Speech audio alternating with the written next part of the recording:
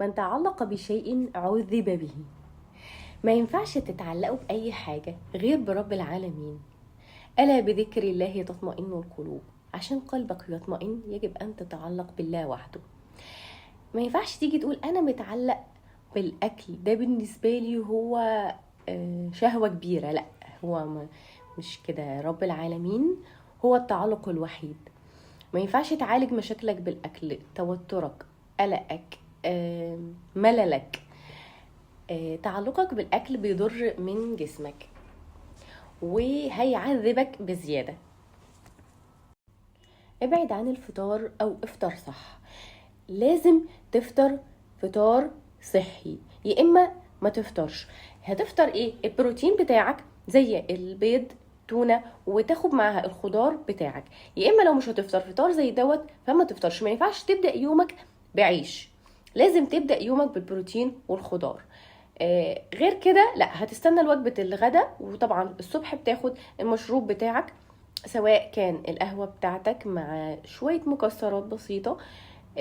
بتيجي بقى في وجبة الغداء بتاخد البروتين مع النشويات بتاعتك المحسوبة مع الخضار بتاعك. عندك البروتين بيبقى فيه البروتين في الفراخ، في اللحمة، في السمك، في التونة، في البيض. ممكن تاخد بط، وز، حمام. انا ما عنديش اي مشكلة. كل البروتينات ديت يعني حاجات ربنا خلقها.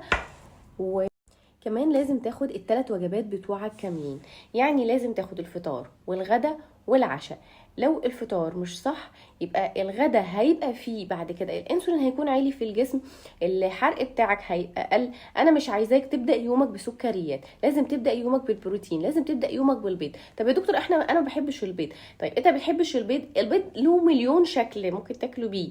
يعني لو ما بتحبش المسلوق ممكن تاخده مقلي في السمنه، في الزبده. ممكن تحط عليه جبنه شيدر، ممكن تحط عليه جبنه موتزاريلا. خلاص ما بحبش البيض خالص وشلته. طيب في التونه، ممكن تاخد التونه، ممكن تحط عليها مايونيز صحي لايت. ممكن تحط عليها خضار، طماطم، بصل، خيار، جزر. ممكن بقى خلاص انت مش عايز كل الحاجات بتاعه الفطار دي، خلاص هتتخطى وجبه الفطار وهتخش على وجبه الغداء. وهتاخد في الغداء ايه؟ البروتين بتاعك مع الخضار مع ايه؟ مع النشويات المحدده ليك حسب وزنك. وكل حاله ليها وزن خاص بيها وليها كميه نشويات خاصه بيها. خلاص انا مش عايز احسب يا دكتور النشويات وتحسبي لي سعرات وتعقدي لي الموضوع. افرد كف ايدك كده من غير الصوابع، هتاكل قد كده النشويات بتاعتك. يعني